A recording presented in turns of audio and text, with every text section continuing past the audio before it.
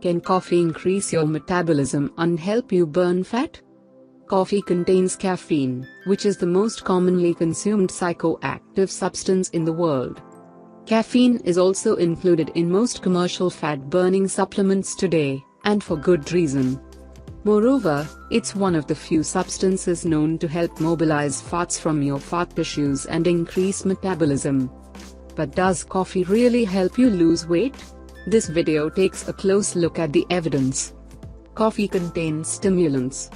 Many biologically active substances found in coffee beans find their way into the final drink. Several of them can affect metabolism. Caffeine, the main stimulant in coffee. Theobromine, the main stimulant in cocoa, also found in smaller amounts in coffee. Theophylline, another stimulant found in both cocoa and coffee, has been used to treat asthma. Chlorogenic acid, one of the main biologically active compounds in coffee, may help slow the absorption of carbs. The most important of these is caffeine, which is very potent and has been studied thoroughly. Caffeine works by blocking an inhibitory neurotransmitter called adenosine. By blocking adenosine, caffeine increases the firing of neurons and release of neurotransmitters like dopamine and norepinephrine. This, in turn, makes you feel more energized and awake. In this way, coffee helps you stay active when you would otherwise feel tired. In fact, it may improve exercise performance by 11 to 12% on average. Coffee can help mobilize fat from fat tissue. Caffeine stimulates the nervous system, which sends direct signals to the fat cells, telling them to break down fat. It does this by increasing blood levels of the hormone epinephrine. Epinephrine, also known as adrenaline, travels through your blood to the fat tissues, signaling them to break down fats and release them into your blood. Of course, releasing fatty acids into your blood does not help you lose fat unless you are burning more calories than you consume through your diet. This condition is known as a negative energy balance. You can reach a negative energy balance by either eating less or exercising more. Another complementary strategy is to take fat-burning supplements such as caffeine.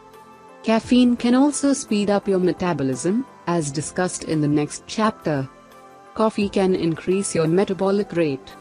The rate at which you burn calories at rest is called resting metabolic rate. The higher your metabolic rate, the easier it is for you to lose weight and the more you can eat without gaining weight. Studies show that caffeine can increase RMR by 3 to 11%, with larger doses having a greater effect. Interestingly, most of the increase in metabolism is caused by an increase in fat burning. Unfortunately, the effect is less pronounced in those who are obese. One study showed that caffeine increased fat burning by as much as 29% in lean people, while the increase was only about 10% in obese individuals. The effect also appears to decrease with age and is greater in younger individuals. Coffee and weight loss in the long term. There is one major caveat: people become tolerant to the effects of caffeine over time. In the short term, caffeine can boost the metabolic rate and increase fat burning, but after a while people become tolerant to the effects and it stops working. But even if coffee doesn't make you expend more calories in the long term, there is still a possibility that it blunts appetite and helps you eat less. In one study, caffeine had an appetite-reducing effect in men, but not in women, making them eat less at a meal following caffeine consumption. However, another study showed no effect for men. Whether coffee or caffeine can help you lose weight in the long term may depend on the individual. At this point, there is no evidence of such long-term effects. Even though caffeine can boost your metabolism in the short term, this effect is diminished in long-term coffee drinkers due to tolerance. If you're primarily interested in coffee for the sake of fat loss, it may be best to cycle your coffee drinking habits to prevent a buildup of tolerance. Perhaps cycles of 2 weeks on, 2 weeks off is best.